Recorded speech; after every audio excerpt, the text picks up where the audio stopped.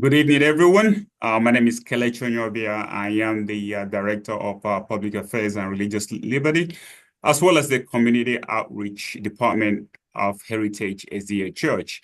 I welcome you to week 3 of a 4-week series titled March Information Series, where we seek to share information and share resources with our immediate and extended community on issues and matters that are of relevance to our daily lives.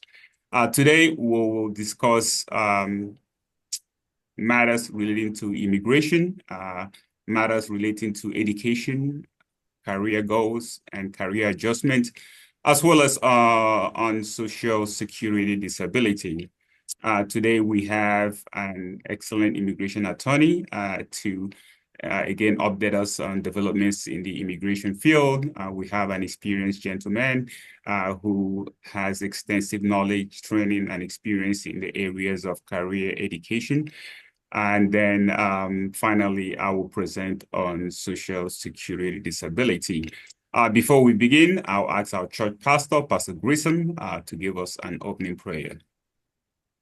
Thank you. Let's pray. Lord, we thank you, Father, for blessing us to be on this call tonight. Be with us, Father, as we talk about these important matters.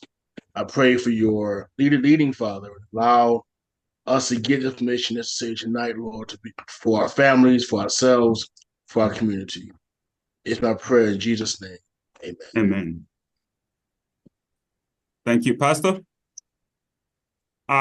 Today we have, today's a little different because up to now we've been the presentations have been on the same topic. Today will be a little different because we'll be speaking on 3 different subject areas. So each of the presenters will have 30 minutes for both their presentation and questions thereafter. So however way they want to handle it, they have 30 minutes. And we'll start with immigration, then we'll talk about careers and education, and then finally, social security disability. Starting with immigration, our presenter today is Ms. Avery Roberts. Ms. Roberts is the legal director at Open Hands Legal Services. Ms. Roberts has extensive experience in the area of immigration law and originally joined Open Hands as a staff attorney in 2023. She began her career at the firm specializing in immigration and non-immigration petitions for professionals in the biomedical field. Subsequently, Ms. Roberts worked as a solo practitioner and of counsel specializing in employment and family-based immigration. In her recent role at My Sister's Place, she filed humanitarian visa and asylum applications on behalf of survivors of domestic violence, sexual assault, and human trafficking. In addition to her work in immigration, Ms. Roberts represented claimants in hearings appealing the denial of Social Security disability benefits. Throughout her career, Ms. Roberts has been committed to pro bono work through a variety of organizations, including Grace Baptist Church and Access to Justice. An avid runner, Ms. Roberts is a board member of We Run Mount Vernon, a nonprofit organization that hosts weekly walks in the local community, as well as an annual Thanksgiving 5K. Ms. Roberts' position in Open Hands is aligned with her desire to aid those who are most vulnerable. On a personal note, Ms. Roberts has been a friend in excess of 20 years, and her friendship has been a blessing to me. One of my more favorable episodes was when I volunteered in 2023 at the finish line of the New York City Marathon, and was there to see her finish the New York City Marathon. And I said, "How are you?" She said, "Kelly, I don't know." So, ladies and gentlemen, Miss Avery Roberts. Thank you, Kelechi. And how was I? I was broken. That's how I was. No comments. But thank you so much for having me, Heritage. I am looking forward to this. As Clay just said, my name is Avril Roberts, and I am the legal director at Open Hands. The way that I'm going to do my presentation this afternoon is that I'm going to take about 10 minutes just to give some background information and remarks, and then I'm going to open the floor to questions. If there aren't any questions, then I'll continue with just different things that has come up at Open Hands that we think may be of interest to those in attendance. So to begin, Open Hands is a nonprofit. We have our offices in Harlem at 125th Street and Lexington Avenue. The fact that we're a nonprofit means that when you qualify for our services, all our services are free. We do have income requirements, but it is more generous than a lot of the other New York City-based organizations. Basically, you have to make 400% of the poverty guideline to qualify for services. And once you do that, like I said, everything after that is free. The photos that you're seeing on your screen are from our legal aid desk. Our legal aid desk is the marquee event at Open Hands. And what we do is exactly what you see. We set up tables. We have an army of volunteer attorneys and non-attorneys, and we conduct intakes on site. If we can give advice in the moment and wrap up the case, we do that at the desk. If not, then follow-ups will be done in office. We cover all areas except for criminal defense. Our primary focus is on immigration, housing, benefits, and family law. Now, when we think in terms of immigration, and particularly immigration enforcement and what we're dealing with right now, we're actually thinking in terms of two agencies, ICE or EOIR. And that is, ICE would be the Immigration and Customs Enforcement Office. And they are part of Homeland Security and is the enforcement arm of the Immigration Service. So ICE conducts check-ins, they do detention, and they carry out deportations. EOIR is the immigration court system, and they are part of the DOJ. So if you have a pending matter and you're in removal, that's the EOIR, and you're dealing with the immigration courts. They do removal hearings, and they can order you removed. And that's the primary difference, where EOIR will do the removal order, ICE will actually remove you. Now, if you do have a court date with immigration court, you must attend. If you do not attend, then you can be removed in absentia. And just as a way of background, this slide was originally prepared for another Know Your Rights events that I had. And the focus of the slide would be common questions that people had in the community. And one of them was this lack of an understanding between the immigration courts and ICE. And so that was the purpose of this slide. Now, a lot of what we're hearing in the news is focused on this idea of the mass deportations. Who's at risk, who is relatively safe, and it has resulted in a lot of fear in our community and among our clients. Now, the most at risk, of course, would be anyone who has a removal order, whether they went through a court proceeding and they were ordered removed, or if they did not show up for an appointment and they've been ordered removed.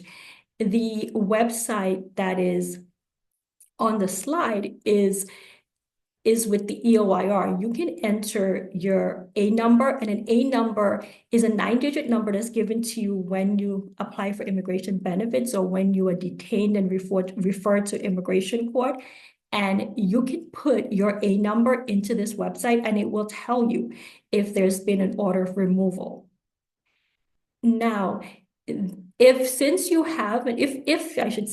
you put your A number into the system and you discover that you have a removal order, that means that you can be apprehended by ICE and removed without having to go through a court process, because it's already been done. So for those in the community who have orders of removal, they are most at risk, because the judicial process has already been done, and it's a matter of removing them from the United States.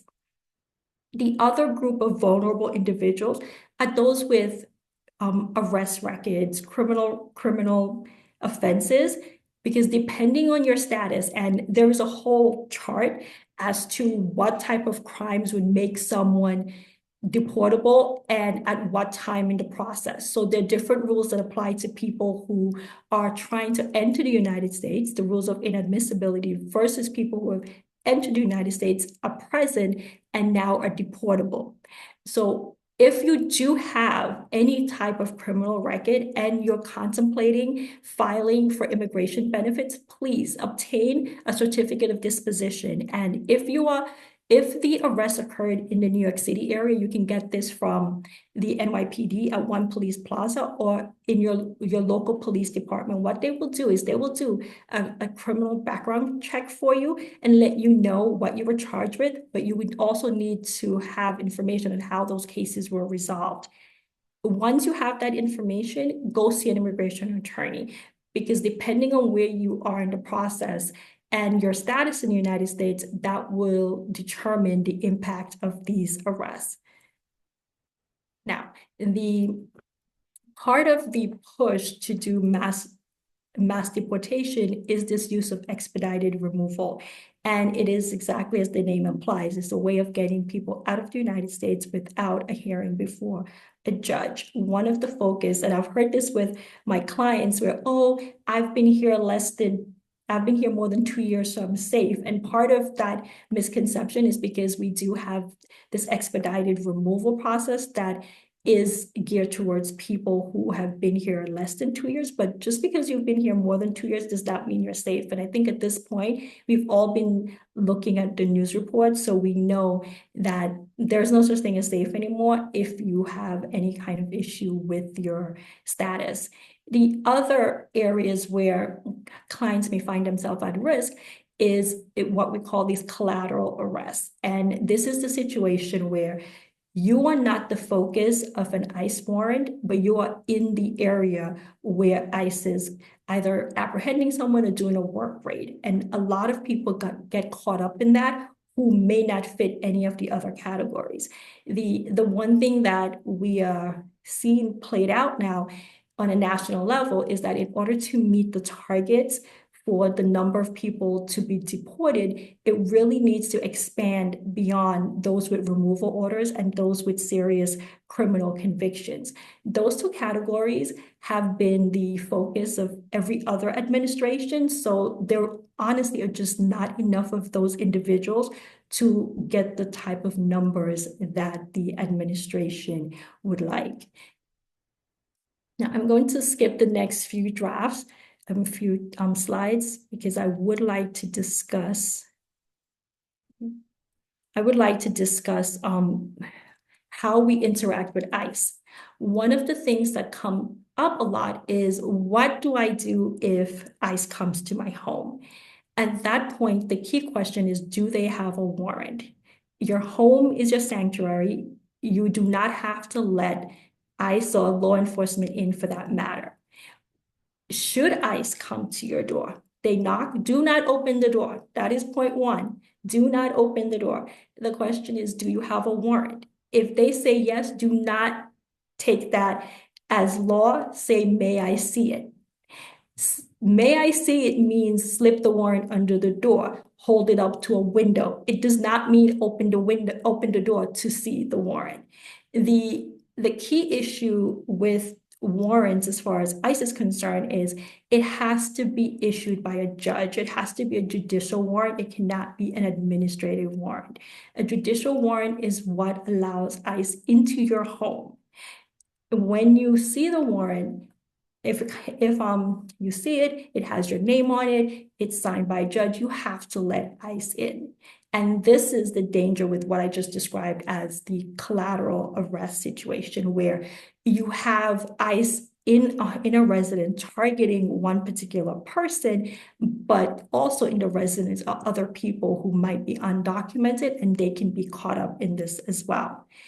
Again, you see the warrant looks official, not looks official, it is official, it's signed by a judge, your name is on it, you have to let ICE in.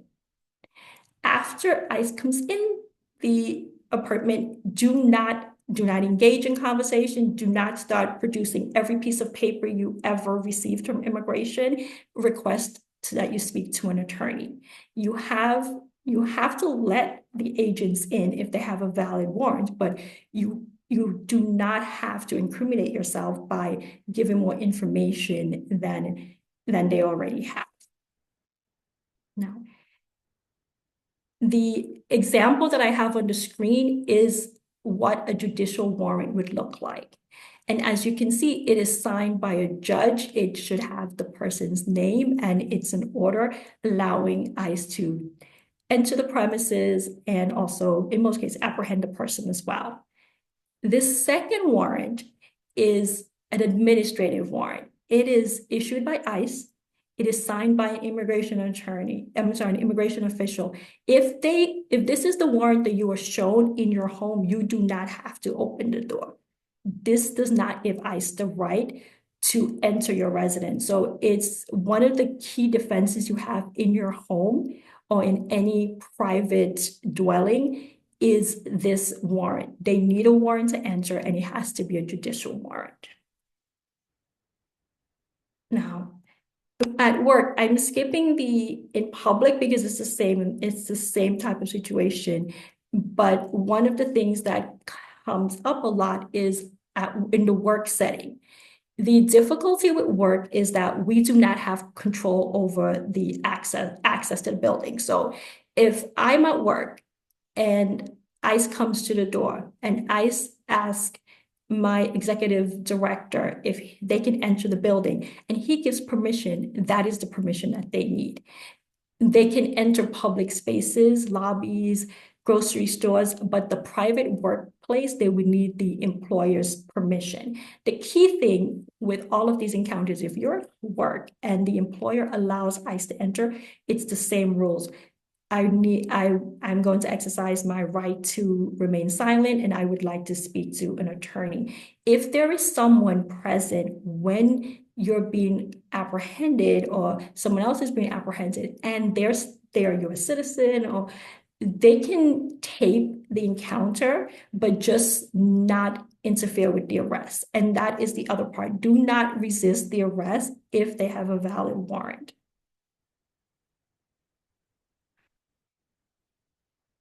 And as promised, I'm going to leave a little bit of time for questions.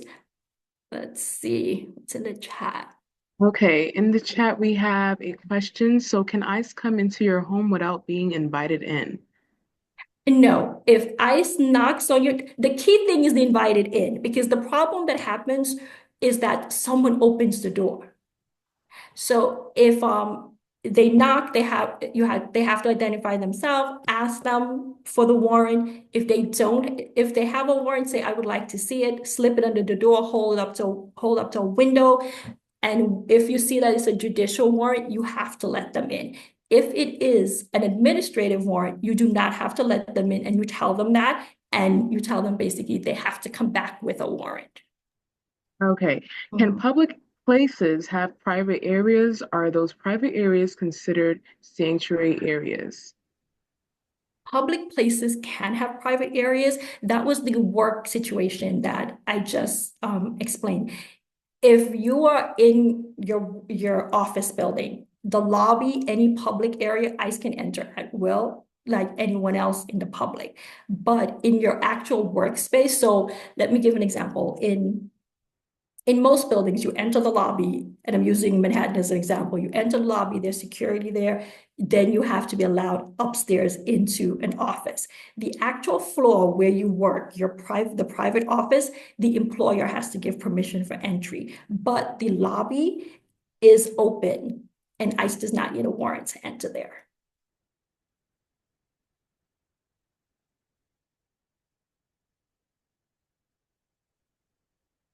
Let's see. If the door is open, Yeah, this is where am I being recorded, right? Of course, if the reality of it is just human nature. If the door is open, I can imagine they would walk in, but they don't. But they should not. But if the door is open, I can imagine they would walk in. But it's the same rules applied to ICE that would apply to NYPD or any other police force if they're trying to get entry into your house. The other thing is, we're not there on the ground, and I always tell clients, your priority is coming out of this situation unharmed. So we're not resisting in any way. We are reminding ICE that they do need a warrant to enter. We're not letting them in if possible. And honestly, at this point, if you're home and there's any question of your status, your door should be locked. We're not, that's not something that I would chance, because it's private until it's not. So if you're in your apartment, lock the door. If you're in your house, lock the door.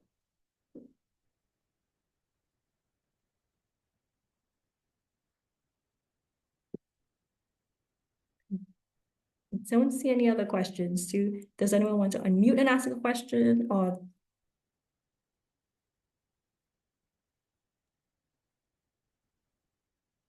We have a very. So I had I'm not exactly sure that this is an immigration question, but I think there was a conversation with someone with respect to what happens if you're stopped on the street and the cops ask you for your ID. What is the appropriate response in that circumstance? You know, what's interesting, I've had this, when I was preparing that slide, I had this conversation with 300 people, and I have yet to get a definitive answer. And the reason for that is, we can tell you what, how do I put this? We can tell you in abstract what should happen, but the reality of it is, like I said, we are trying to come out of these situations unharmed. So what I was told by my colleague is, when the police comes up to you, you do not have the obligation to show ID. And there's, I forgot the name of the case now, but there's a whole escalation of steps that would lead to you having to show ID. In ICE's situation, they're going to call your name. Usually the scenarios where this happens is they say, Avril Roberts, and I turn around and they have a warrant. That's usually how it happens. Or it's a traffic, or there's some other kind of activity going on and you're caught. But my feeling is, if you're in the street and you are asked for ID, you do not have to produce that. But again, I'm saying that in my home, in a Zoom call, I'm not in the street with guns pointed at me. So it's the same type of scenario, but I was told you do not have to by a DA. She said they have to have probable cause to stop you, reasonable suspicion. But that's something, I see your face, because that's something, you know, that's decided later, right, by a judge after the fact. So, and if I can't get a straight answer to that question from attorneys, I don't expect anyone who's a non-attorney in the street to be able to navigate this. Yeah, well, when you said it was a DA, I gave you that response. So, you know, Yes. but I see there are more questions on the chat, so I'll leave it alone for now. Chima, you can go ahead. No, they cannot, like, just wearing culturally significant garments is not a reason to be stopped on the street. Same if you're wearing a hijab or anything else that, or if you're wearing a yarmulke or anything like that, that's not a reason to be detained or to be stopped. It really is that you're doing something that's legally questionable, or that they do have a warrant and they happen to encounter you on the street.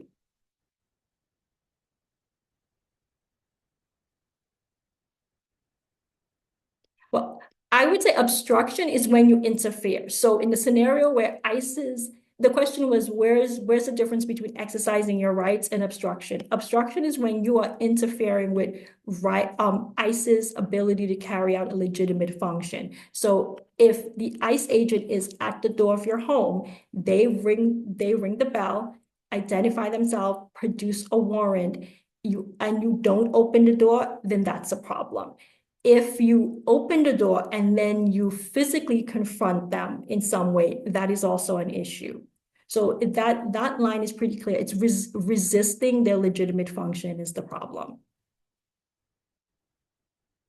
That's the street situation, and we are not required to show ID. So no.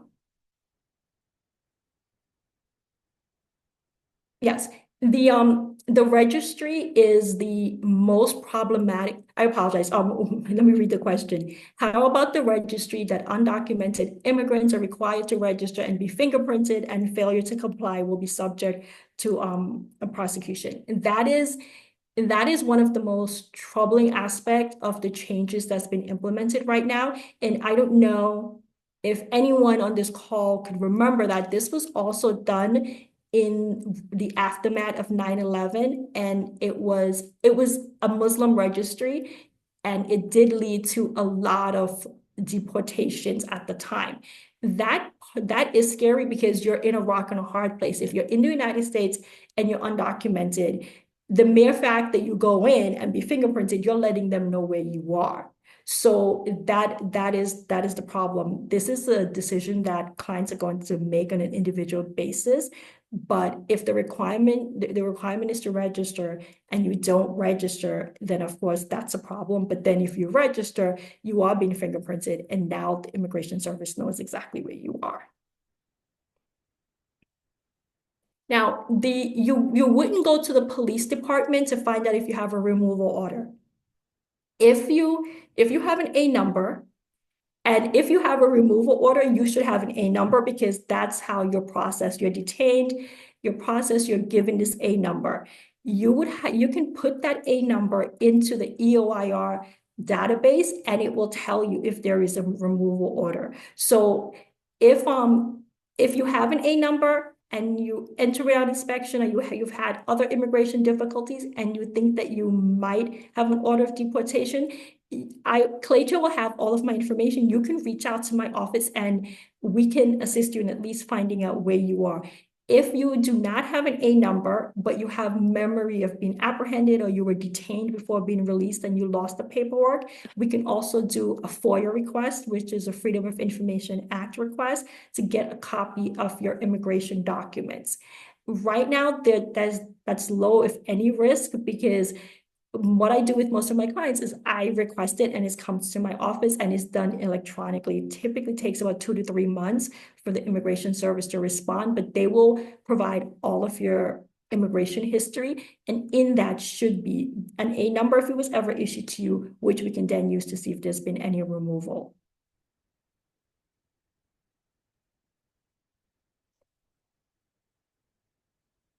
I'm sorry, may I have, it says, does this apply to someone who has an A number? I'm not sure. Does what apply to someone? If you can just clarify a little bit. But the police department would give you your criminal history domestically, but as far as if there's a removal order, that's with EOIR.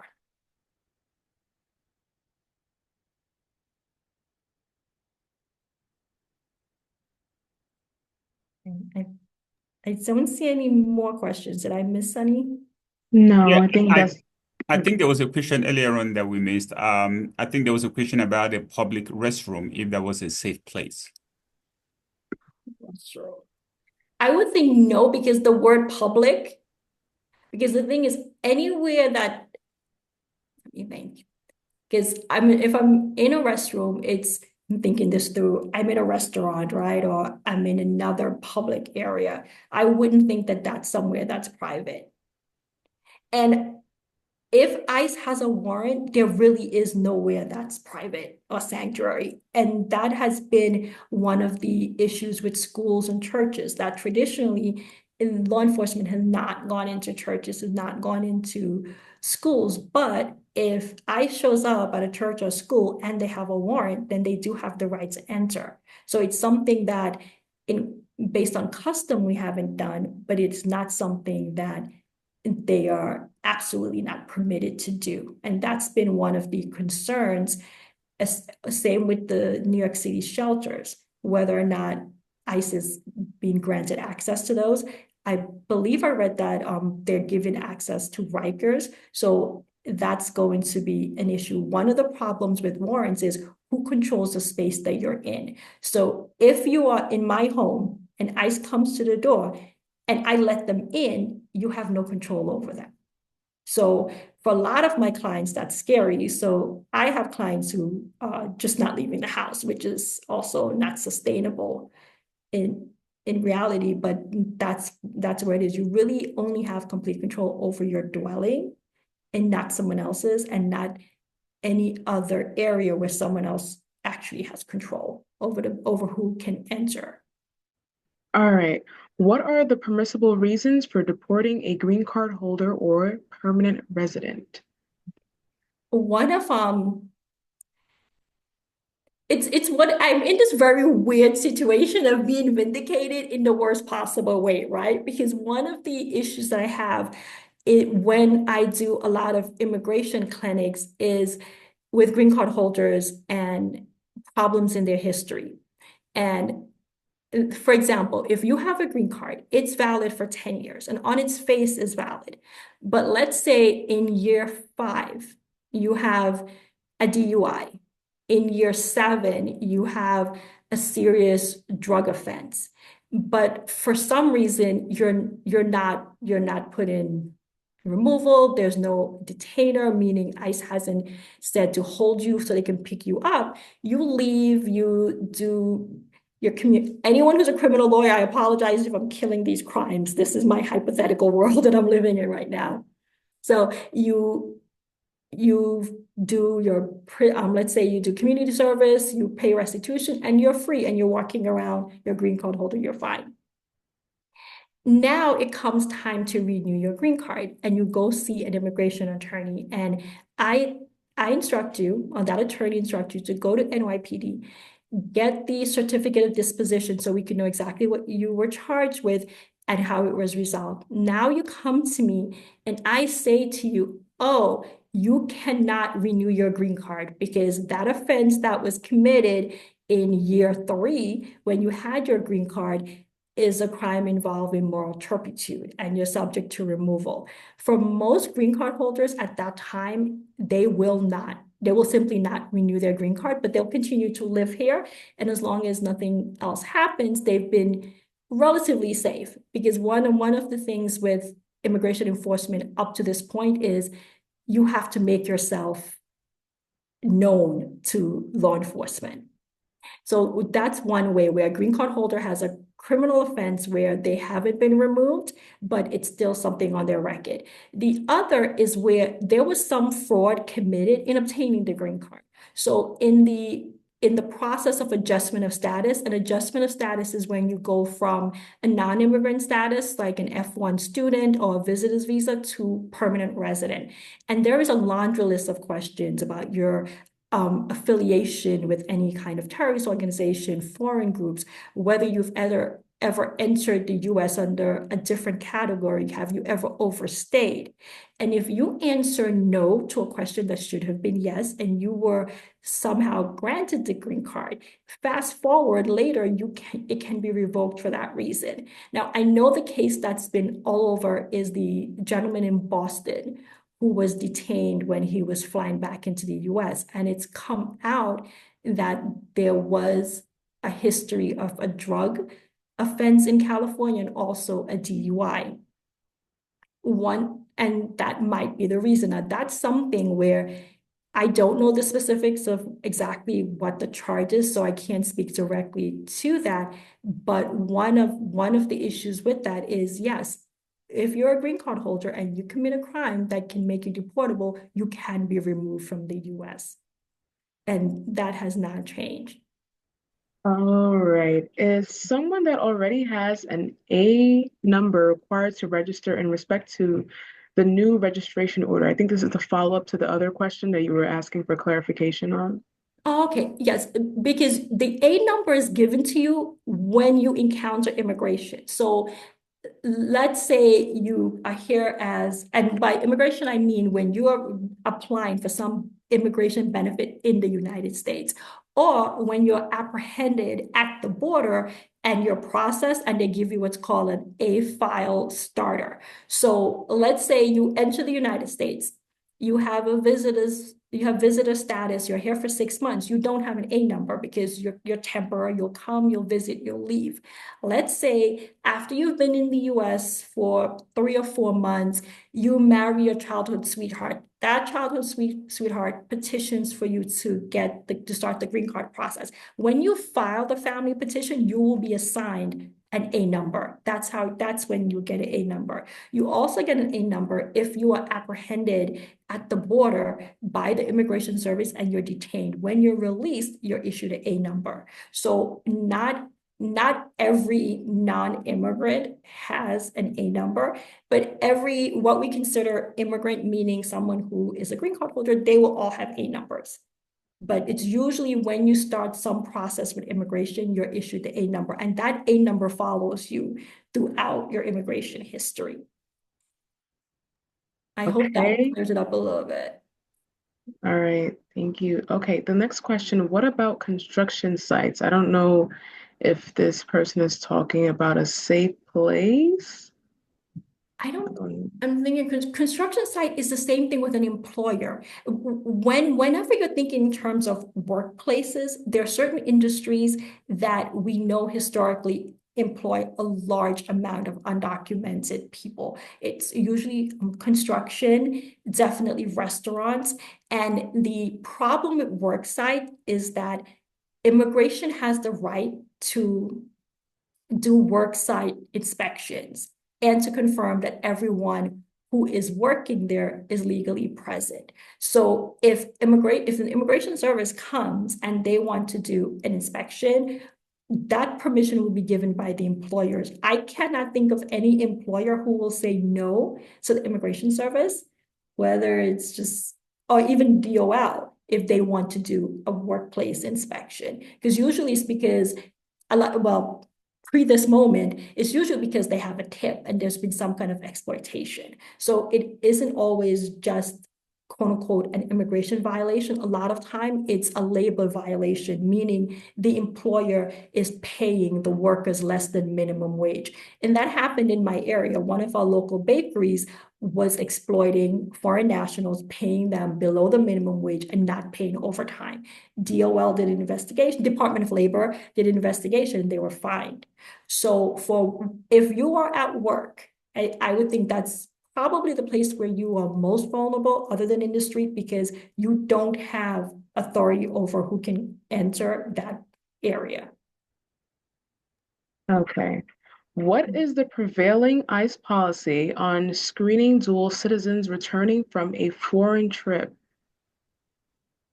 Now, if you have US citizenship, you should be fine. And it shouldn't really matter what the other citizenship is. US citizenship is US citizenship, whether it's naturalization or it's acquired at birth. The issue with citizenship, as far as losing it, would be a denaturalization process. And denaturalization would be for the same reason that I mentioned with people having their green card revoked, except a crime, with the exception to that, is the criminal element. For denaturalization, it would be that there was some fraud committed in your process of becoming a US citizen, and then it can be revoked. But the fact that you have dual citizenship is not an issue with coming in. I think it's the US position on dual citizenship has always been it's whatever the other country allows, but you're a US citizen, you're coming back, you have a US passport, you're fine. I have heard, and this is the immigration rumor mill, that there's been a lot of conversation about people who leave the US, because sometimes when you're going back to your home country, it's easier to travel on that passport. So you leave with one passport, come back with the US passport, because then it's easier. I would say if you're traveling, you leave with the US passport, you come back with the US passport. The inconvenience of having to get a visa because you are now a US citizen versus a citizen. I believe this comes up a lot with Nigeria, because I know I have a friend and that was a huge deal, that she was trying to get a visa to get to Nigeria, and that was a question, because if she had a Nigerian passport, she wouldn't need it. And In 2024, I would say, okay, live your life. But in 2025, travel with your US passport, make the appointment, get the visa, and just don't, you don't want to create a situation where you are being placed into any kind of secondary inspection. Okay. All right. Assuming a conference is being held in a hotel and the hotel has granted ICE entrance, can I stop ICE from gaining access to a hall where I am hosting a program? That, let me think. That I'm not sure. I would have to say I'm not sure because technically you have rented out the space in the hotel. So I would think that that would be the same workplace scenario. But I haven't looked at the case law on that and I don't want to misspeak. I actually asked the person who asked that question for clarification because I need to know exactly what his intent is because the way the question is framed will have different implications. If you are just talking about a conference, I think there's an expectation of privacy if you're just renting a conference and then you've told the hotel that, hey, we're expecting 10 people, Kelechi, Avril, Chima, and they identify themselves as they're coming in. As opposed to you having a public event, a full-blown convention where it's open to the public. There's no contractual obligation, it's open to the public. So that's why I was trying to get some clarification because that will possibly have different implications with respect to the obligation of the hotel to you. No, I agree. Anywhere that the general public can enter, ICE can enter. That's just a general rule. If it's public, it's public. Now, I do see the birthright citizenship right now, there was an injunction issued by a federal judge. So that's stalled for now. We are waiting on, honestly, the Supreme Court is going to make this call at some point. But as of right now, birthright citizenship has remained the same. It's you're born in the United States, you are a citizen. It doesn't matter the status of your parents. What President Trump is trying to do is to make it that your parents have to be lawful permanent residents or US citizens in order for you to obtain US citizenship at birth. But right now there's an injunction. So babies who are being born right now, no matter the status of the parents, they're still US citizens. Okay. Well, take one last question. Yes, I just realized I'm way over time. I'm sorry. You're over time. Okay. In respect to the new order for undocumented immigrants to register, does someone who already has an A number, are they required to register? There's someone who, I would say depends. And I actually print out a list of all the people who are considered registered, and it's extensive. I actually have it right in front of me. It's people who have an I-94, crewmen, let's see, people with a green card, those who have a notice of approval. There's a laundry list of if you fall into these categories. So I will not say that just because you have an A number, you do not have to register. I would say email me, call me, and we can see where you fit on that list. But in theory, if you have an A number, you've been processed, but there are all sorts of loopholes for everything. So I don't want to make a blanket statement. Okay, excellent. Thank you so much, Ms. Roberts. Thank you. While you will be going off screen, I know you'll still be around, so please take time to go in the chat, put in your information on there. This way they'll have your information, and if any of the immigration questions come up during the course of the evening, feel free to either respond in the chat or at the end, if we have time, we'll have you come back on and answer those questions in person. Thank you very much. You're welcome. We'll continue to our next session, our next presenter. Our next presenter is Dr. Felix Wammaina. He is and has a Dr. Felix Wammaina has dedicated his career to higher and allied healthcare education. He holds a PhD in educational leadership and previously served as a program director at College of Health Professions at the State University of New York, Downstate Health Sciences University in Brooklyn, New York.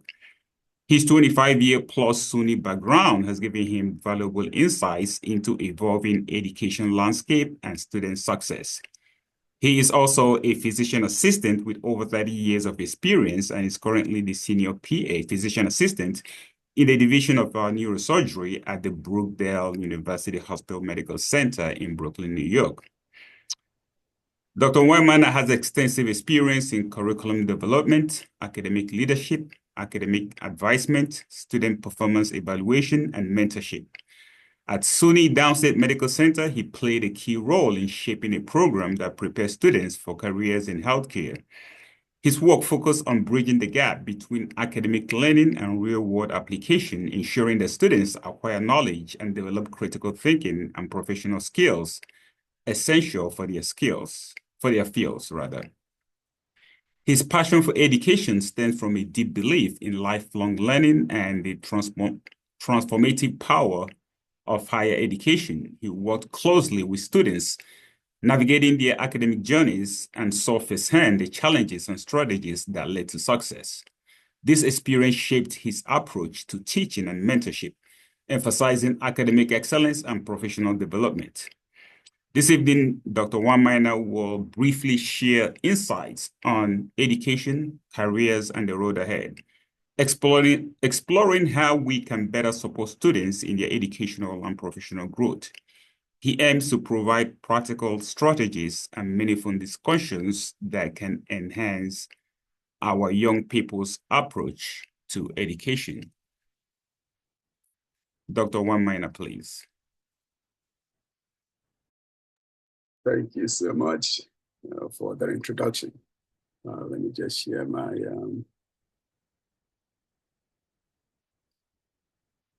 screen. All right, can everyone see this? Yes. Yes. Okay. All right, so because I'm a teacher and 30 minutes is long enough, but I'm going to condense a lot of things that we discuss tonight. I have decided to cover an area that I think will give our parents and young people the quickest bang for the buck. And if any questions come up, please feel free to ask as we go. Thank you so much. So first of all, I think it's important to understand the purpose for higher education. And there are private and public ways of looking at it. On the individual level, most students go into higher education for economic reasons, to make a higher pay and earn have status in society. And on the non-economic level, of course, you expect a change in that individual's lifestyle. And of all the research that is out there, I think one that is really very important for everyone to understand is once you are educated, you expect to act with a confidence that makes a difference. And that's why most times you see someone who's educated acting in a certain way, speaking in a certain way, dressing in a certain way, and you're perplexed. Like, are you really sure that he or she, is expected? So we're expected to act a certain way. So on the public, area, there are also the economic benefits and the non-economic benefits. At least college grads at least generate more than 50% of the GDP in the US. And I forgot to mention for private that graduates in a study from 2010 onwards have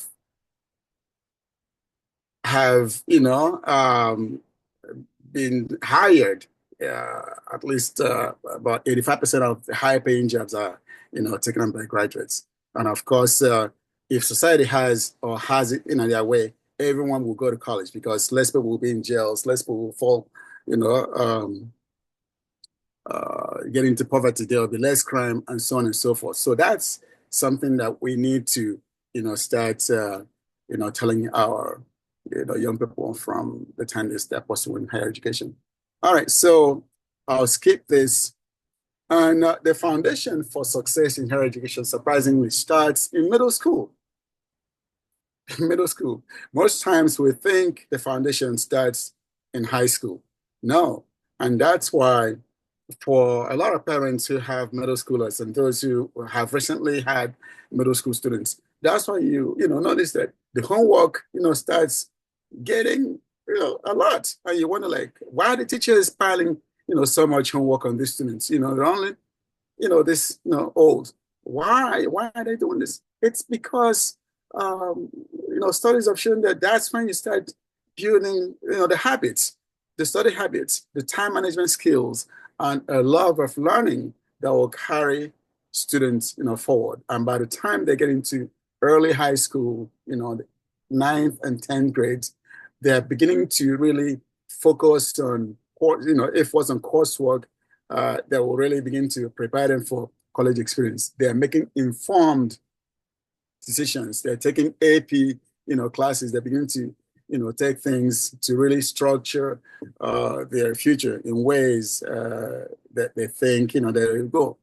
And of course, by the time they get to the 11th grade, now they're beginning, or they're drawn into looking into college.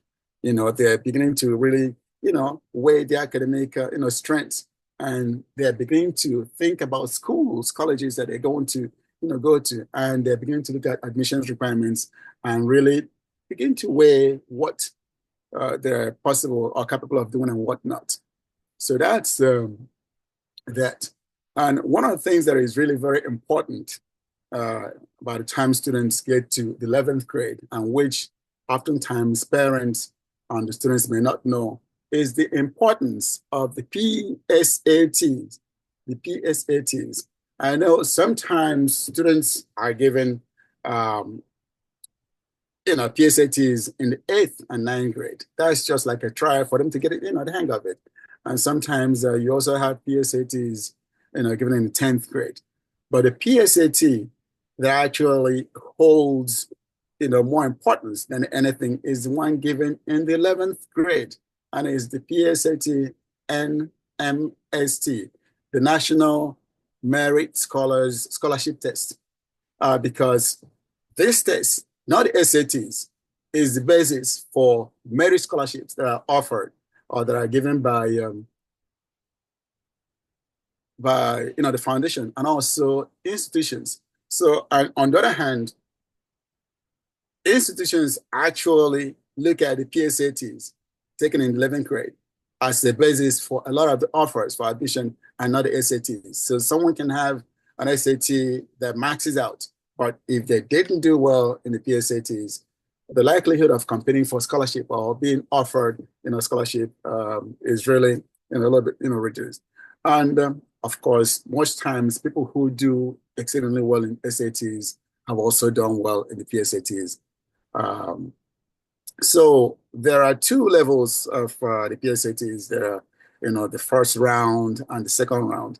So students who get to the second round, even if they don't win, they are more than likely to get higher amounts of, college scholarship, and they're more than likely to get offers of scholarship from private, foundations. So the benefits are really very, great for both, parents and students to really understand and recognize.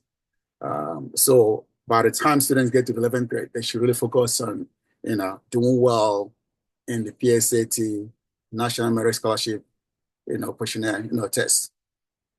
And it also opens up opportunities for networking. So that's that.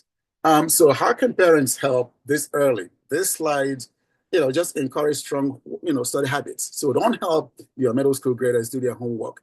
Help them manage their time. That's the best thing you can do for them. I know a lot of parents, and I've gone to parent-teacher conferences, and a lot of parents are complaining, why? Encourage strong study habits. Foster an independence and self-regulation. Help them plan their time, support social and emotional readiness.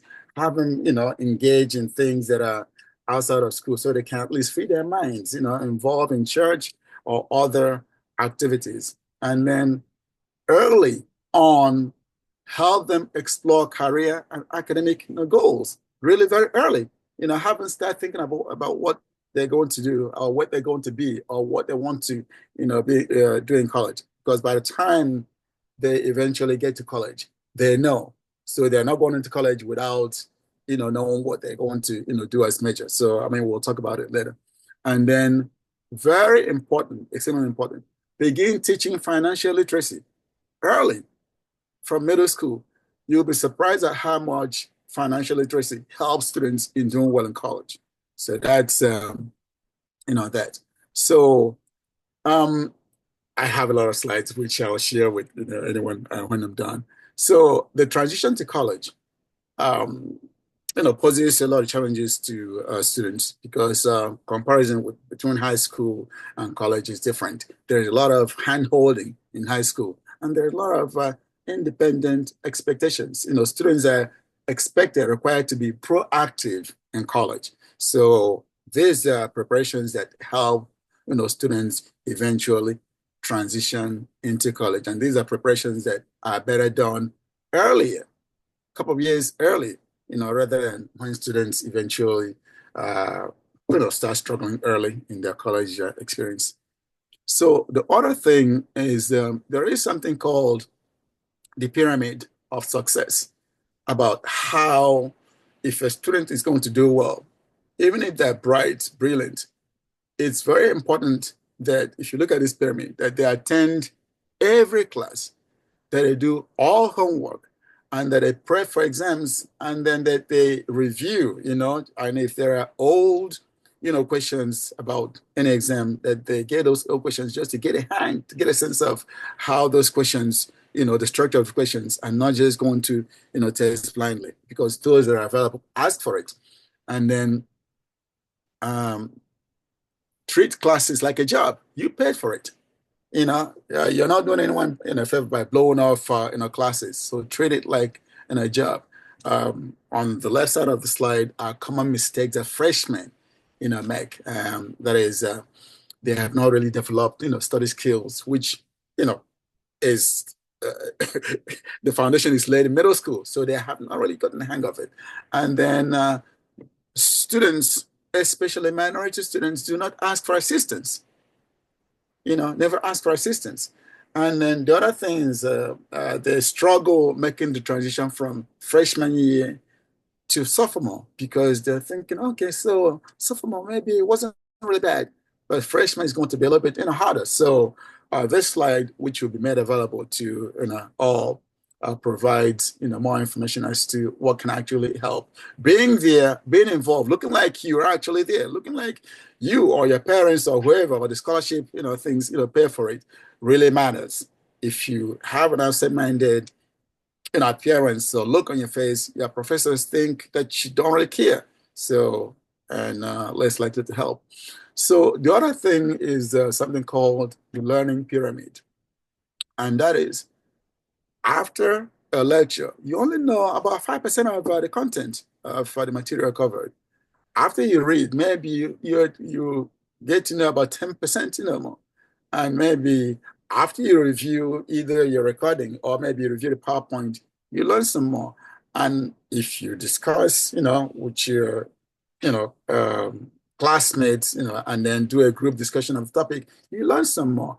And if you practice doing, if it's a course that entails doing, you learn some more. And if you know enough that you can teach your colleagues, now, you do well in the course exam. So that's, how to do it. So because I have a lot of things, I seem to be, rushing, but, I have time for questions. The other challenge that students, have is really choosing a major. Choosing a major. On this slide, on the left, you see a guy throwing a dart on the board as if that's the best way to, choose a major. But if they had to shop, they pick, go through like different kinds of clothes before eventually deciding, what to buy. So some students without preparation end up in college with unclear majors because they don't really honestly don't know. Most times the kid on the left is someone who chose a major without thinking it through and then find out that that's not where their talents or their skills are. So it's really very important to think about what majors to choose because there are implications career-wise and also financially, wise. So you don't want to squander $100,000, $200,000 on a course that you not really have any interest in, wouldn't lead anywhere. So that's something that is really very important, to understand in choosing a major. So a college major, what is it? It's really a public declaration of your scholarly interest, So most times you're not the one asking yourself, it's either a parent or an uncle or an aunt to ask you, so what are you going to major in? So a major is an instrumental purpose and a direct connection to what one will do upon graduation, whether it be work or grad school or professional school. Your major, provides that guidance. So the next question that most students, get, freshman, sophomore, is, so what are you going to do with that? So whatever, major. And sometimes there are a lot of majors, this is your family members, your parents, your loved ones will ask you, so what is that going to lead to? That's because a major is a springboard to eventual professional career.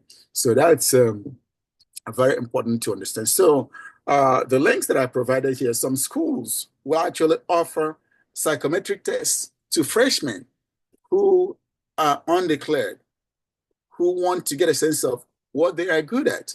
And there are free tests online that are sometimes offered in high school before students graduate high school that, gives them a sense of where the areas of strength and where the areas of interest and where their goals are. So some of these are free. And if you have an advisor in high school, if your kids have an advisor in high school or a student advisor, an academic advisor in college, early on, they know that these things exist. Colleges have them, and it can help you, narrow down what you're going to do.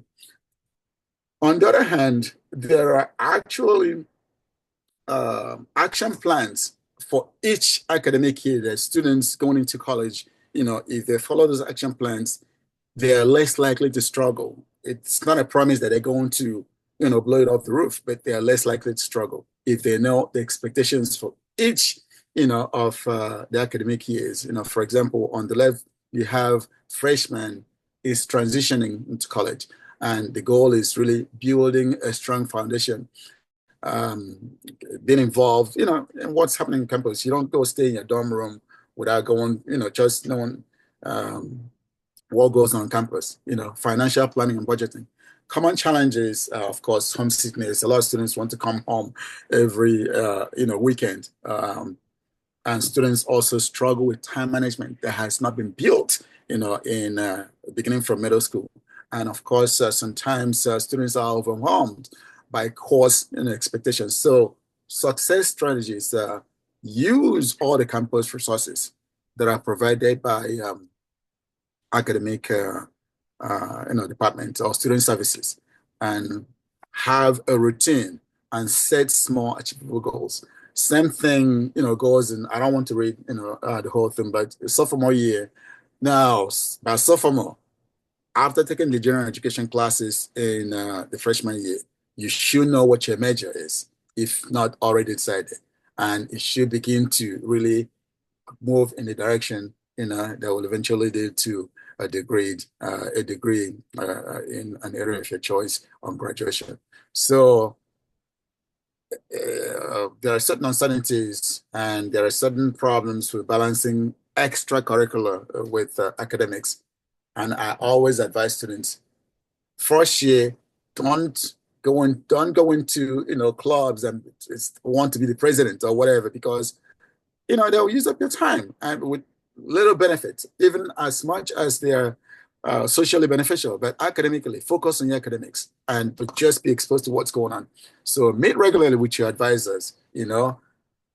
Black students, minority students don't seek help, and that's a killer. And that's why sometimes if you look at a transcript of a lot of minority students who struggle, the first year, they struggle. The second year, they even struggle some more. And by the beginning of the third year, they've begun to understand how, the whole thing is supposed to play out. And now they're a little bit more serious, and they start doing well. but by that time, the damage may have been done in terms of the cumulative GPA. So junior year, again, entails advancing in a major and then preparing for, you know, you're thinking of what, to do on graduation. So the LSATs, the GREs, the MCATs, you're thinking about it because most schools, much large schools actually provide subsidized, forms of these courses on graduation. So you're thinking, what to, and then, so use every tool, every office, because you've paid for it, your tuition has paid for it, to really explore what's out there for you and attend, things. Senior year is basically transitioning to post-college life. You're really thinking, beyond college. So most times students are not thinking about what to do after college. Even though I taught at post-bac, program, you'll be surprised to find out that the Monday after students are done, gone home on Friday, we have a lot of students call and we say, okay, so you're done. What are you calling for? And they say, well, I don't know what to do. I said, well, you should have planned, what to do. And we began, a robust, focus on post-graduation, life. So post-graduation life. So planning for what comes after graduation actually begins in the senior year, early in the senior year. And most of the advisors in a lot of colleges, know how to guide, so use them. Brother Kelechi, please, tell me about, my time and when that time comes. I really will not finish this presentation without talking about imposter syndrome, because it's something that is common, especially with minority students and especially with minority female students. So imposter syndrome is something that is common in a lot of brilliant high school students who go into college and who get into elite programs. And then somehow, because they are surrounded by people that are not like them, somehow because they, suffer from microaggressions, they think they're not good enough, to be where they are. And they suffer from anxiety. And it can begin to affect the academic performance. These are brilliant kids, brilliant minority kids who go into, this program. So knowing that such a thing can happen, even for a parent. So when you talk to your kids, let them, tell them what's going on. If they feel like, or if you get a sense like they don't want to talk, maybe something's going on. Maybe their performance, they're A students and they start getting like B minus, C plus. Maybe they are bright, but they just feel like, I'm not good enough. No, you're good enough. You earn the right to be where you are. You'll be surprised at how much this gets into the way of improved academic performance of students. So the next thing that I want to really push is taking advantage of all the offices that provide student services, academic support services, tutoring. Ask for tutoring if you think that you don't understand any concept. You've paid for it. Your tuition, your scholarship, whatever. They're not doing you a favor. They owe you. That you're not bugging anyone. So ask for tutoring. Seek advisors. Knock on the doors of your academic advisors. Make sure that they talk to you. And this, for parents to their kids. And then student life, the unions, the refreshers, have a chance to blow off steam. You can all work and not play Max, Jack, Jen, Jill, a doll, kid. So get involved with campus recreation. Use the gyms, attend, student refreshers. And then, of course, if you feel mentally down, the counselors there are there for you. Go to a counselor. If you feel down, I don't want to use any psychiatric, term, go there, talk to them. It's not a secret. Many students go through this process. So no one's going to look at you like, oh, he is going through a lot. No, you pay for it. And of course, you also have offices that provide career and professional development and guidance. And of course, I put the diversity, equity, and inclusion in red because it's come under attack. But there are also offices, that support students from all background. I hope it's not something that dies under the current leadership.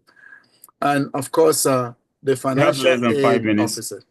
Okay, the financial aid officers are also there, to help you. So use these offices as much as it is, possible, as much as it is, possible. So success in college is a multi-year process requiring academic, career, and personal, development.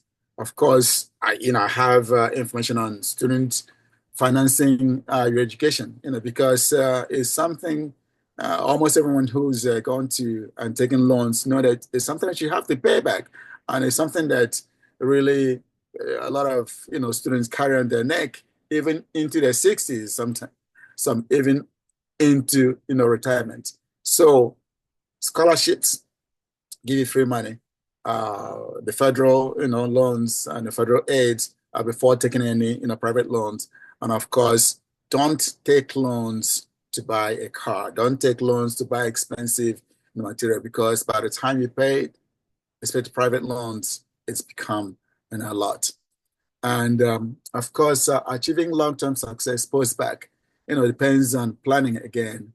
The same psychometric test that I mentioned earlier can also guide you in choosing a career. Fine-tuning what area is the best, interest, for you, given your education. So,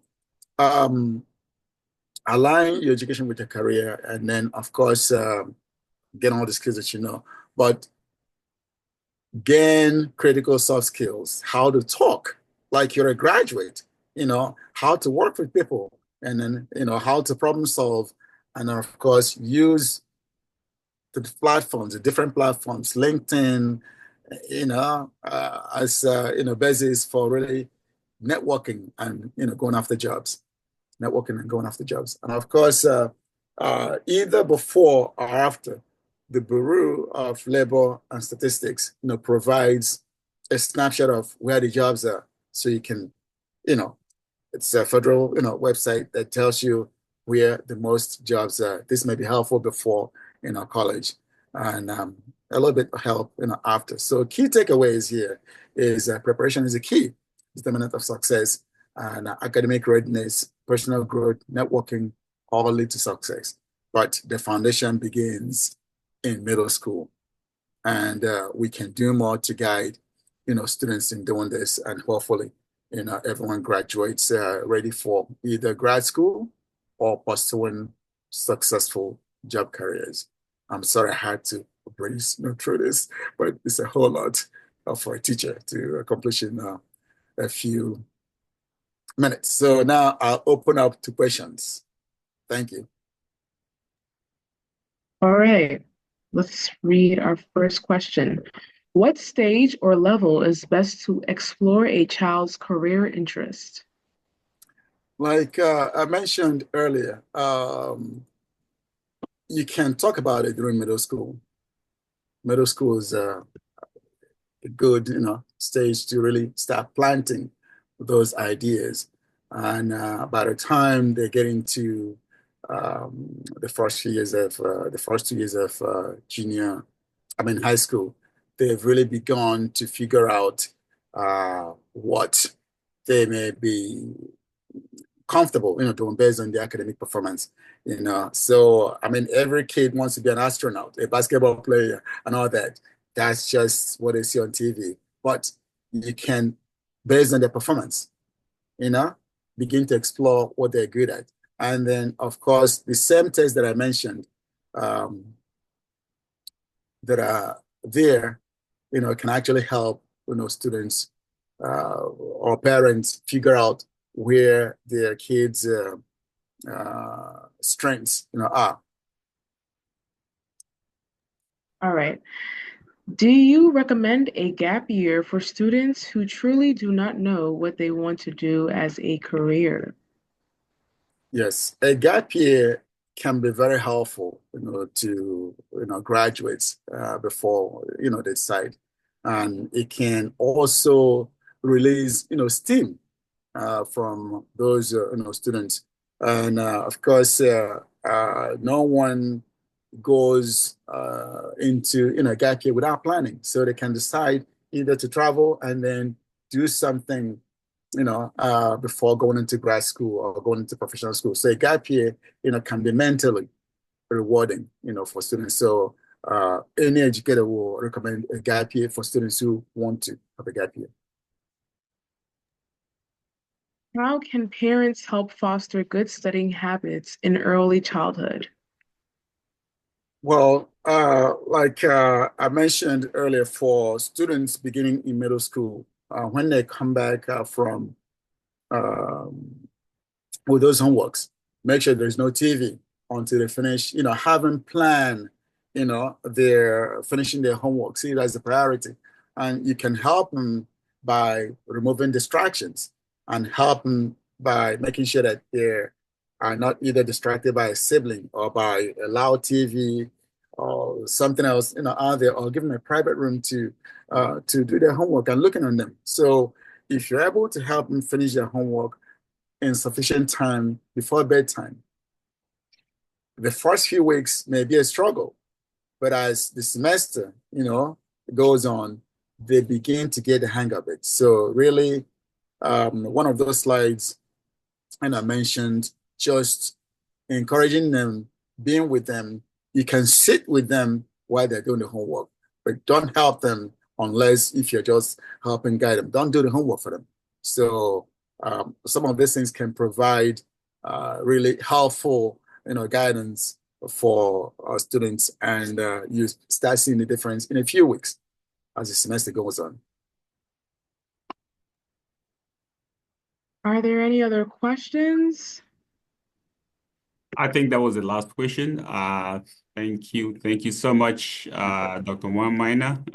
Your experience, your insight shows, and we are grateful for your presentation this evening. Probably this should have been now more like 2 hours, ideally, to cover everything, Yes. but we don't have that much time. Thank you very much. Sure. Please put your contact information in the chat area. This way, folks who have follow-up questions can be able to get in contact with you. Thank you so much, Dr. Onwamina. All right. Chima, So go we ahead. will now continue with our final presenter for the night, none other than Kelechi Onyobia. So Kelechi Onyobia is an associate with the law firm of Pasternak, Tilker, Ziegler, Walsh, Stanton, and Romano LLP. Kelechi represents claimants in all 50 states as well as the United States territories and has more than 15 years experience practicing in the area of Social Security disability. Prior to joining the firm, he was affiliated with other large national disability firms handling hundreds of claims annually. He also previously worked as an attorney advisor for the U.S. Social Security Administration, where he worked closely with judges in articulating post-hearing decisions.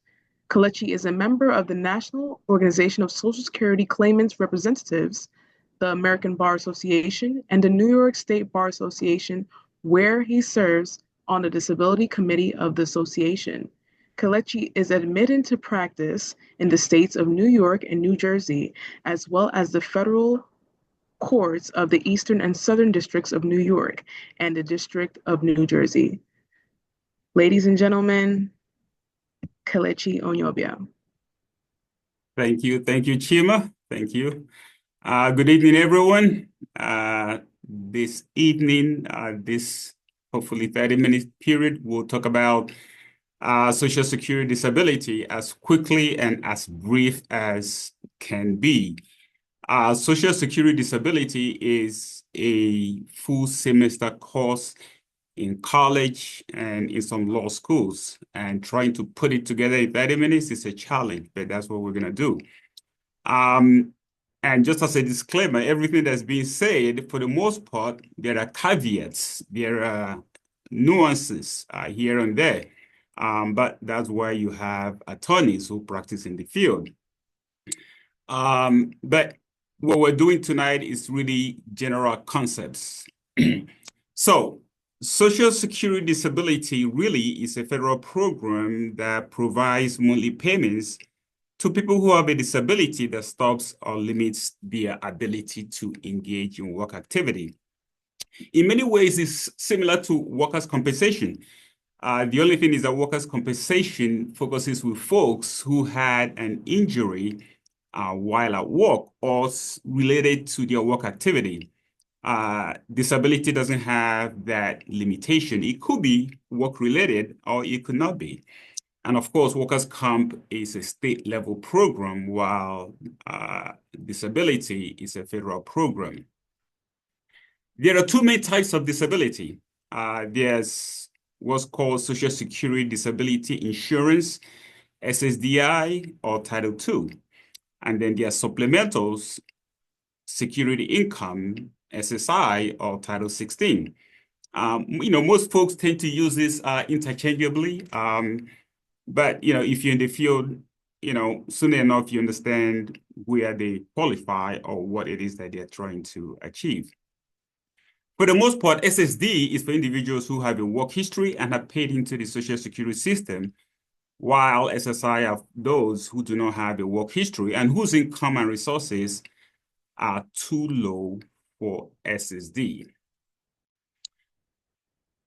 There are two major criteria that the government looks at to determine whether one can get SSD, which is essentially one, you have to have a disability, and then you have to have enough work history. The first aspect, you have to have a disability, is that you have to have a disability that affects your ability to work for a period of 1 year, or this disability will lead or result in death.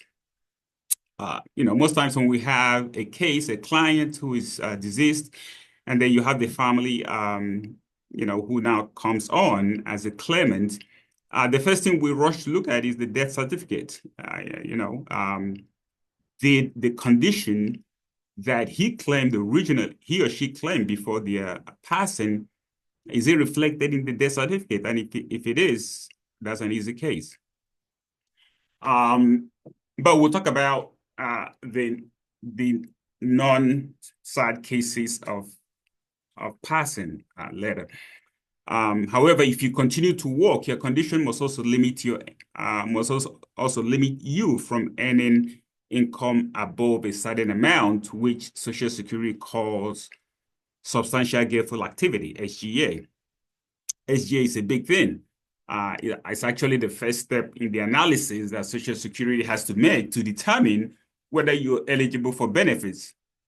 Most of the time, we have folks who otherwise will be eligible, but they either didn't have the information or they were confused and they continued to engage in above SGA work activity. And we'll talk about the numbers a little later. Who can get SSI disability? Continuing with the second prong of the test is you have to have enough work history. Generally, if you've worked full-time 5 out of the last 10 years, you should qualify for disability. People under the age of 24 may not need to have worked as long. Social Security has different standards for folks who are under 24. And the reason really is because up to the age of 18, you're really under your parents' claim. And between 18 and 22, you're in a special category. So for the most part, folks engage in work activity after 21, which for the most part is about that age that they are leaving college. So, something happens, the government is cognizant of the fact that you've only worked, had 3 years of productive activity, years to engage in work activity. So they allow you a special calculation for those 27 and under. But for the most part, the privilege are caused to those under 24. Now, family members do get extra benefits. So if you are found disabled, your spouse, your ex-spouse, yes, your ex-spouse, or the child, or you're the child of someone getting disability, you may qualify for family benefits. So oftentimes, folks are a little upset when they find out that their ex-spouse is getting benefits out of their approval for disability benefits. Tough luck. That's what the law says. And that's how it works. So family members, including ex-spouses, do get benefits. What you could get. Your benefits include both a monthly payment and Medicare. One of the questions we get all the time is, Kelechi, how much am I going to get? My answer, I don't know. We don't know. That information is only held by Social Security. And guess who else? You could find out. If you go online, I have shared the website, ssa.gov/disability/amount. You put in that information, you create an account. If you have an account already, you log in. It has the information that you need. It will tell you how much, if you retire today, you'll be getting in retirement. It will tell you how much, if you get approved today for disability, that you get paid for disability benefits. So that information is out there for you.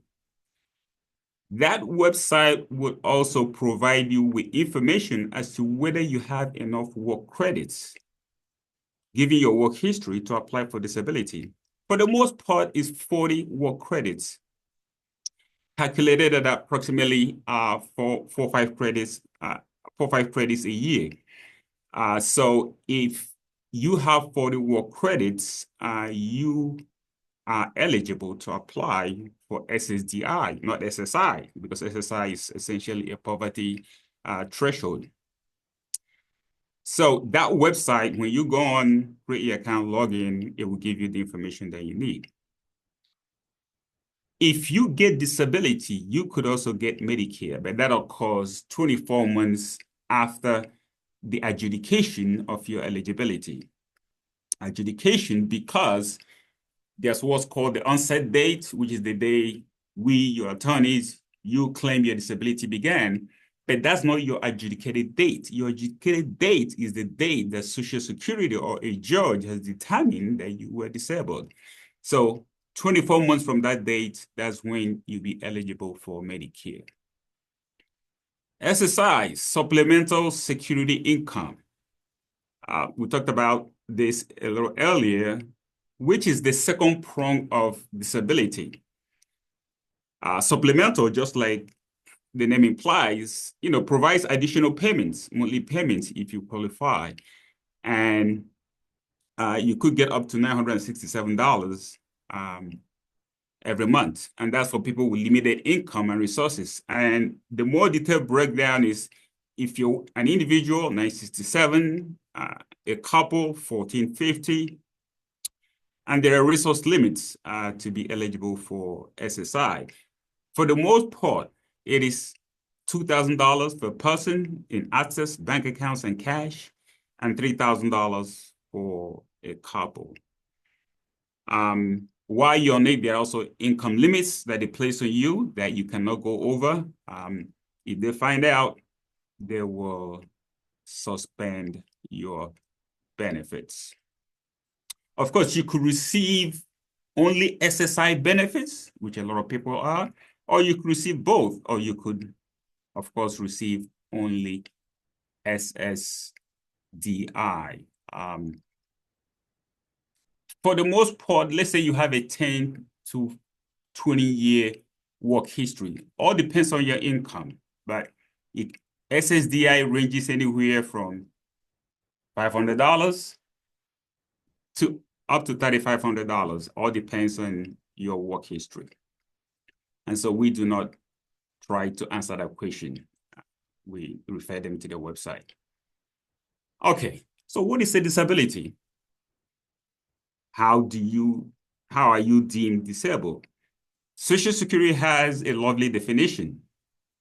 It is the inability to engage in any substantial gainful activity due to a medically determinable physical or mental impairment expected to last at least 12 months or result in death. I have underlined the key phrases. substantial gainful activity, medically determinable physical or mental impairment, expected to last 12 months. I don't know how many times we've litigated each of these issues. Let's take them one at a time, very quickly. SDA, you are considered disabled if your medical condition prevents you from engaging in SDA. For 2025, the amount is $1,620 per month.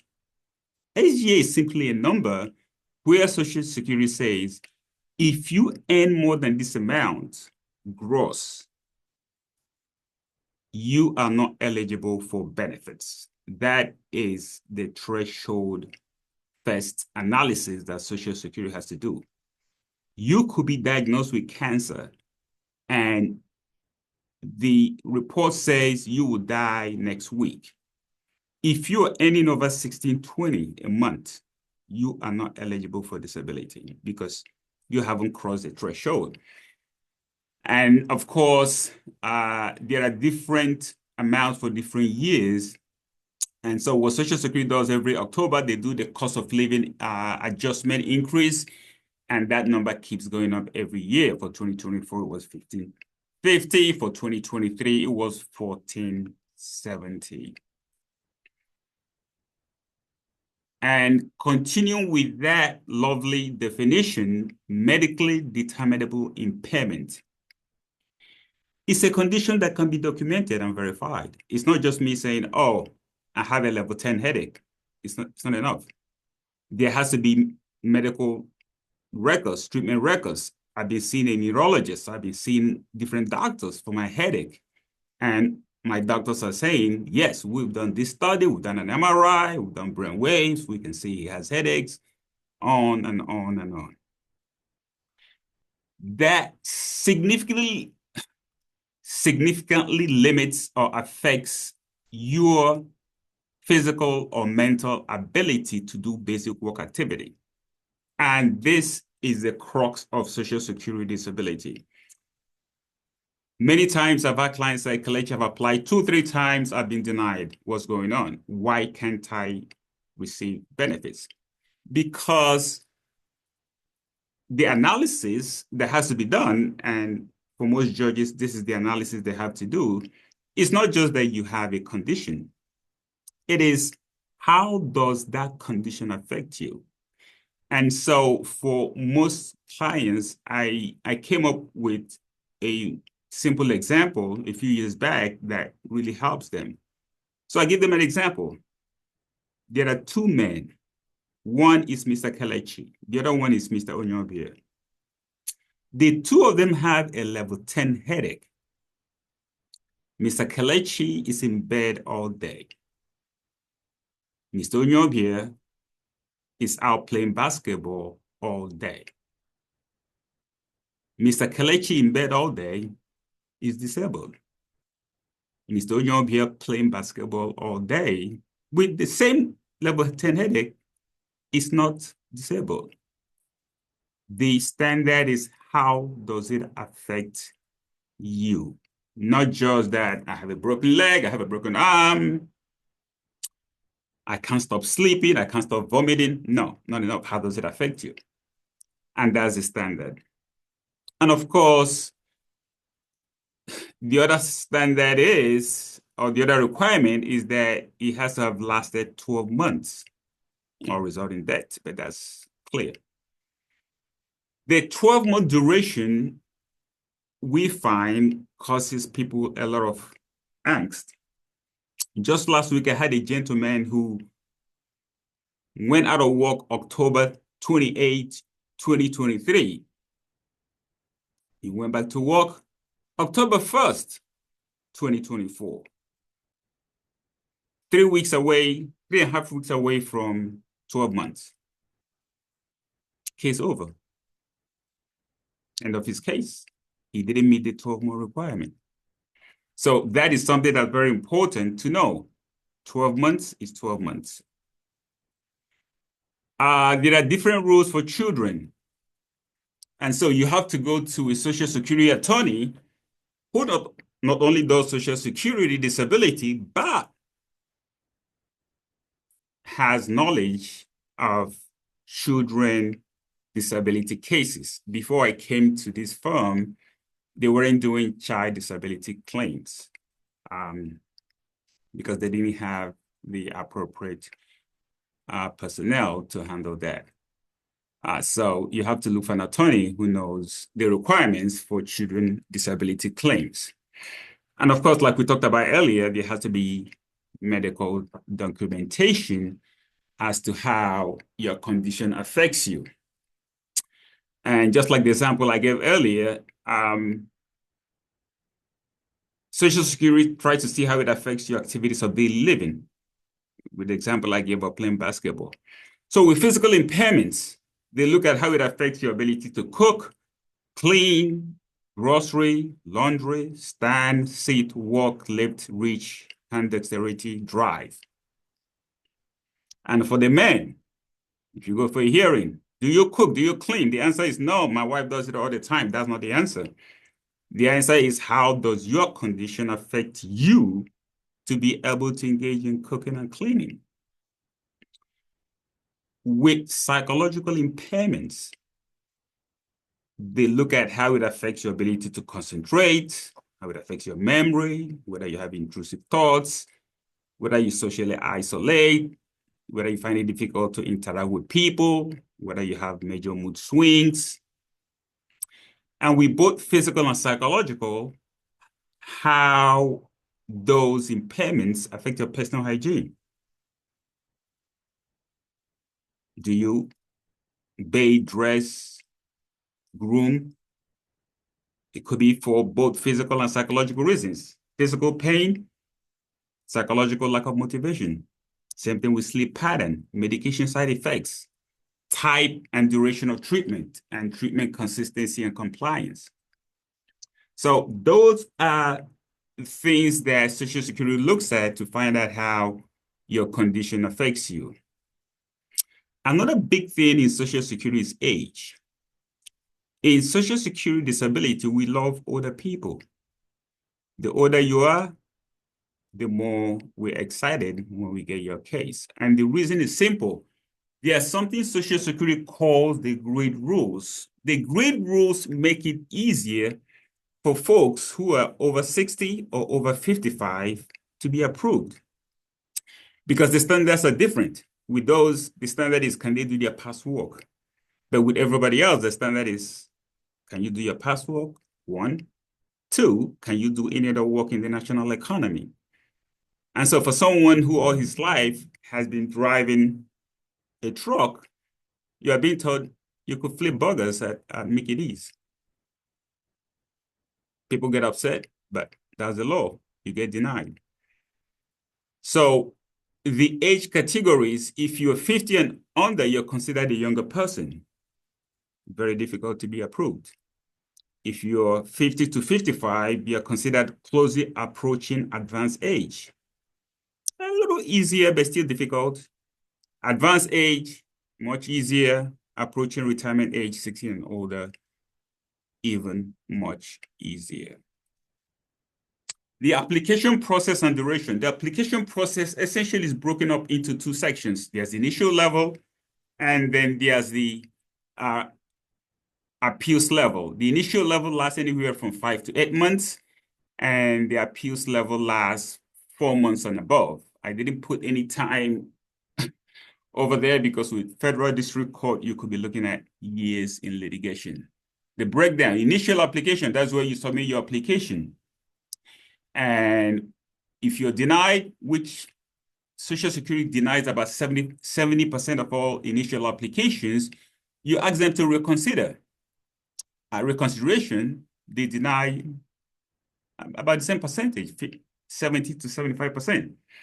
Then that you go to the second stage at the hearing, and that's where you go before a judge. And that's for the big firms, that's where the attorneys now come in, because for the big firms, for the most part, the initial application and the reconsideration are handled by paralegals. At the hearing stage, the attorneys come in, take up the case, prepare it, prep the client, and go for a hearing.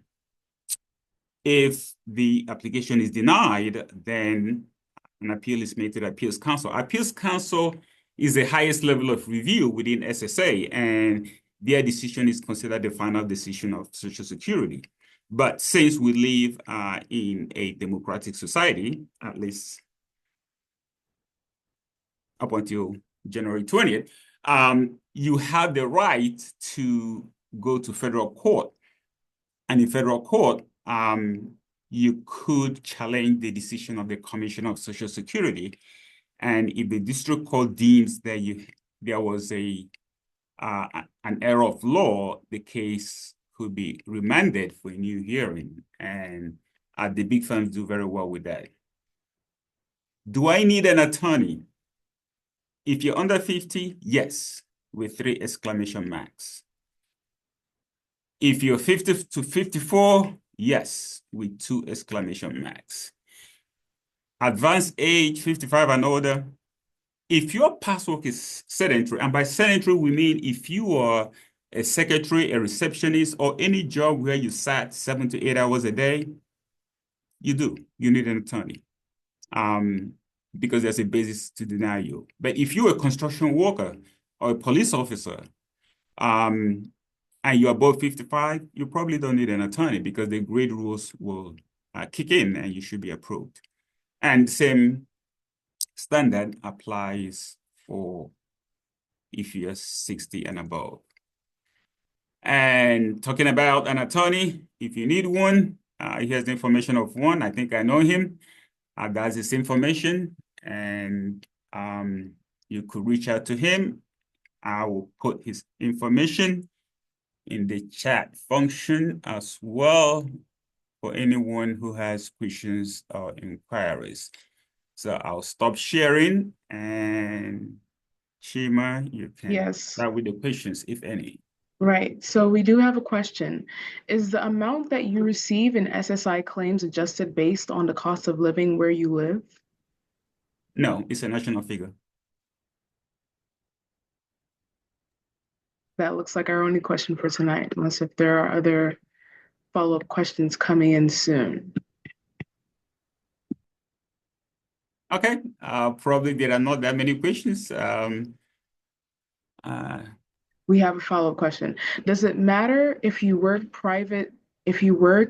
with in a private setting or with the government? No, it doesn't make a difference. As long as you engage in work activity and your employer pays taxes and you pay taxes, or rather your employer issues you a W-2 and you pay taxes, that's how IRS generates the work credits. And of course, if you're issued a W-2, the IRS already knows how much you were paid. Of course, if you're an independent contractor, that's something different where you have to pay your own taxes. How about 1099? I just answered the 1099. Oh, okay. You have to. There's another question. What if you are undergoing rehabilitation after surgery? Could you flesh out the question a little bit more? What do you mean if you're undergoing rehab after surgery and what happens?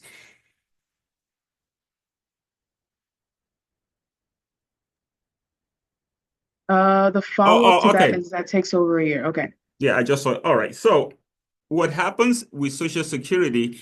I said this is a full semester class. So, take for instance, you stopped work January 2023 because you had a car accident, you went in for surgery, and your rehab took over a year or 2 years for you to be able to get yourself together to apply for disability. And you apply for disability in January of 2025, 2 years later. Your claim date reverts back to January 2023, the date that you got injured. You are going to make a claim going back. That's what we call the onset date, the date we are claiming your disability began. And we can prove that because we have a police accident report. We have medical reports, not even police accident reports. We have a hospital report that you were brought into the emergency room and that you were treated.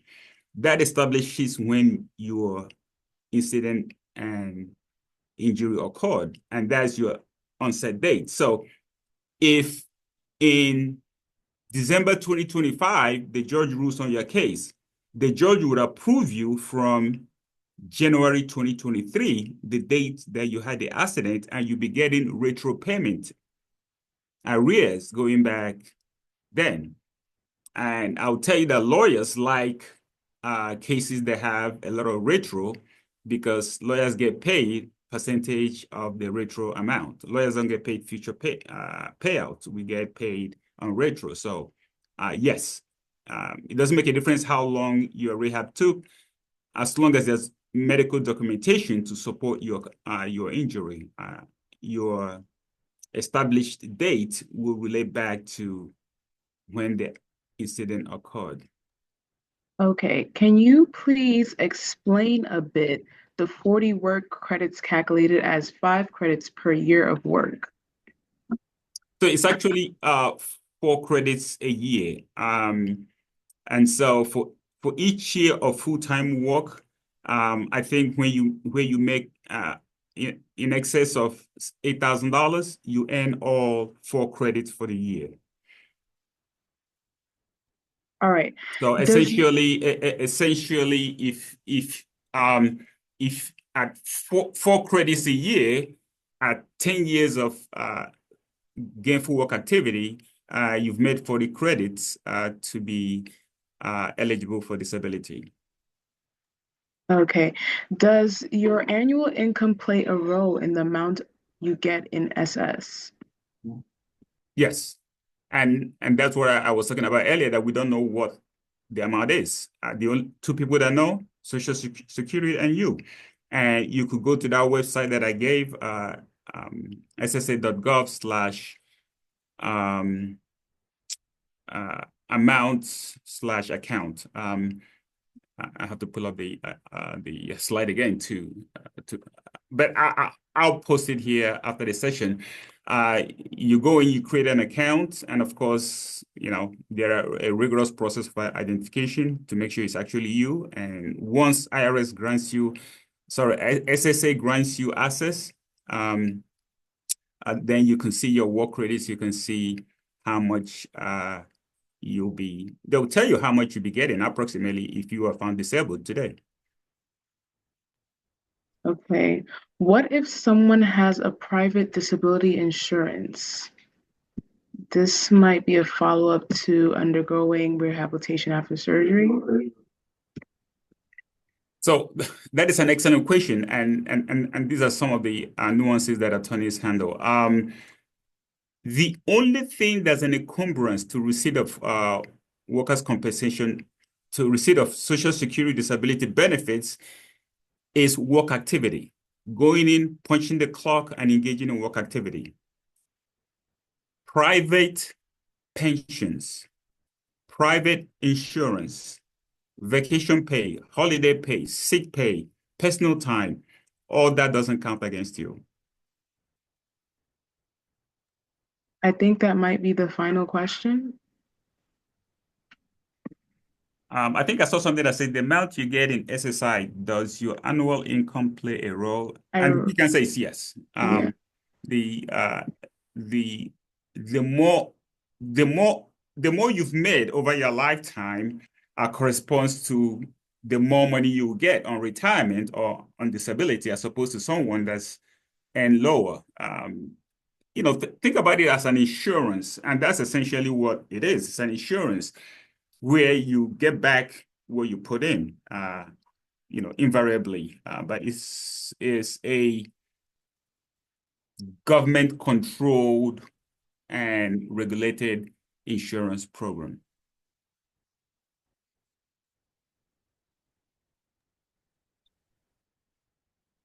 Okay. We have one more question. Can you speak to this new in-person verification clause on the docket?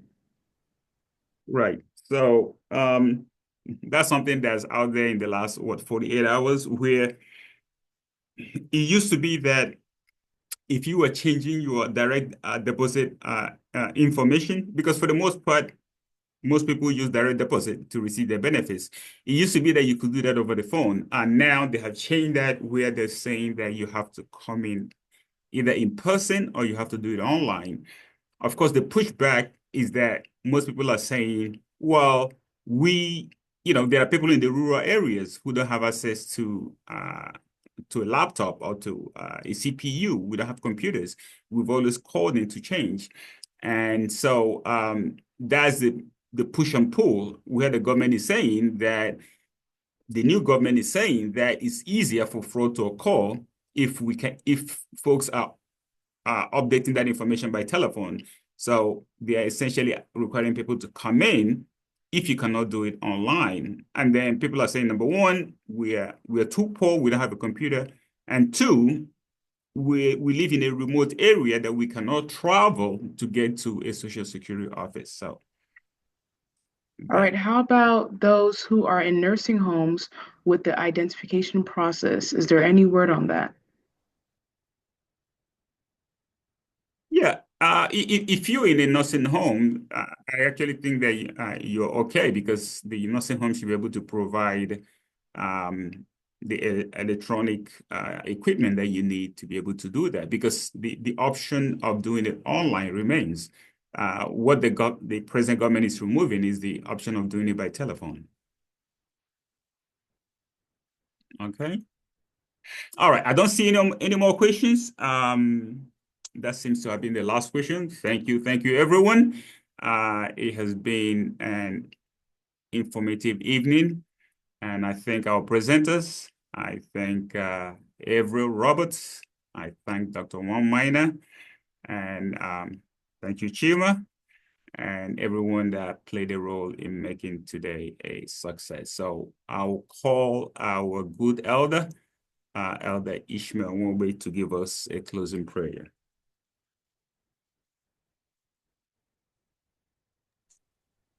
Let us pray. Our God and our Father, I thank you for the favor you have shown us during this information series. I thank you especially for using our brother, Attorney Kelechi Onyobia, to bring together learned and experienced professionals to share their knowledge and expertise to help us better navigate these trying times. Father, please bless all the presenters, their families, and dear Lord, continue to enlarge their circle of influence to your own honor and glory. May the information they shared help all of us to navigate better our lives. I pray if any of the presenters have not come to know you personally, may this, their association with Heritage Church, draw them to the knowledge of your love for them. Save all of us into your kingdom at last. This I pray in Jesus' name. Amen. Amen. Amen. Thank you, Adam Nwogbe. Please join us next week for our last session. Next week, we'll be presenting on preventative health and ways to prevent diseases and ailments and ways to maintain your health. We have two experienced medical providers coming to present to us next week on health. And of course, we'll have a word from our pastor next week, Pastor Grissom. Thank you, everyone, and have a good evening.